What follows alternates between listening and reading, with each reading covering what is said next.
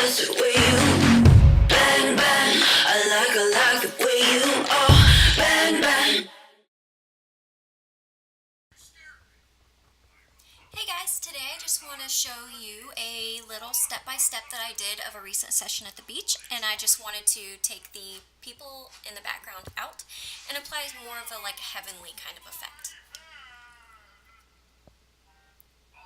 So to make this a little shorter, I've already pulled my original photos into Lightroom and applied the presets that I already have. And then I pull that image into Photoshop, and then I use a clone tool to kind of take a part of the image and copy it into another part of the image to try to take things out. But as you can see, what I did right there, I didn't really like. And I tried to use a burn tool to make it a little bit darker because as you can see, there's a lot of shadows on the side where the sun is. So what I'm going to have to do is I'm going to have to clone piece by piece the ocean, piece by piece the sand, and then I'll go into the sky. And it's really just a lot of playing around and seeing how the light is used in the picture and paying attention to what makes sense. So you can kind of see the shadows are a little edgy, I guess you can say, and so I'm going to go ahead and continue to try to soften those out, and I'll do this just by kind of playing with the opacity levels of my brushes and just kind of keeping going over and taking bits and pieces from the images to kind of make it to where the image doesn't look like it was ever tampered with.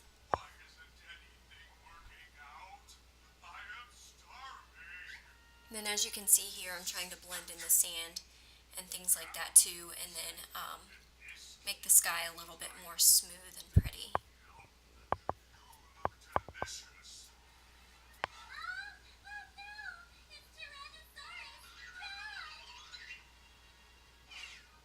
Sorry if you can hear the tablet in the background, my son's with me.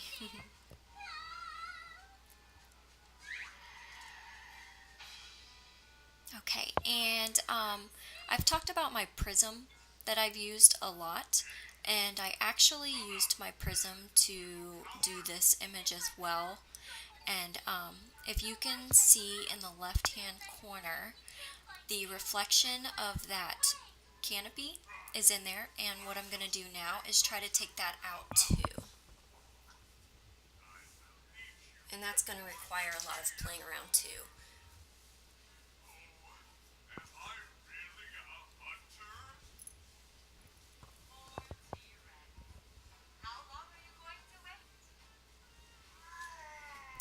This is one of my favorite things to use.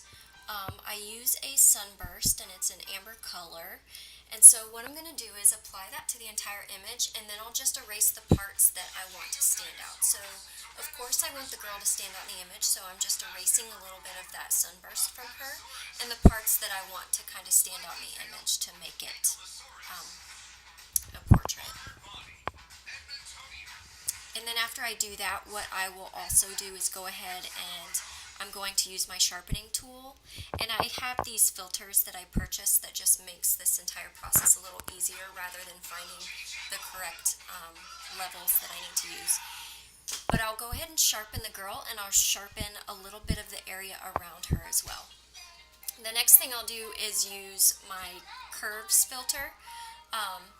And that'll brighten it up, it'll create contrast and do just a bunch of different things that I want it to do. And then as you can see on the sides, I still want it to have more of an airy feel. It's a little girl, so I want it to look very heavenly and innocent. So those edges where it's darker, I want to really lighten those up.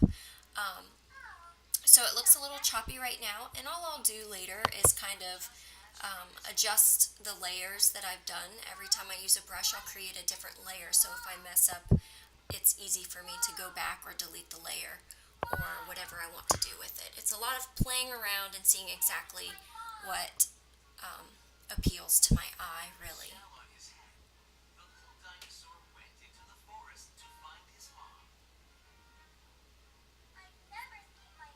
So now I'm bringing it up in Lightroom to compare it to my previous image, and It turns out that I wanted it to be a little bit darker. We took these pictures at sunset, so I wanted to bring that lightness a little bit down so that the integrity of the sunset is still in place. So I brought it back into Photoshop, made it a little bit darker, and I like this a lot better. Alright guys, that's all I have today. I hope you enjoyed this little overview of how I go through and edit my images, and I hope you have an excellent day. Bye guys.